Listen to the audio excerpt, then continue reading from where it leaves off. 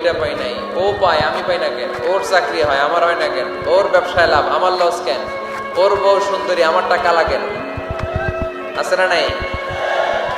না, অভিযোগ করবেন না।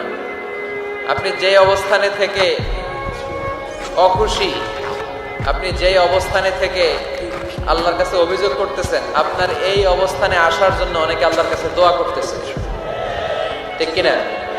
কিন্তু আপনি এই অবস্থানে খুশি না। অনেকে এই অবস্থানে আসতে চায়, তাদের স্বপ্ন যে তারা একদিন আপনার স্থানে আসবে, কিন্তু আপনি আপনার জায়গায় থেকে খুশি না।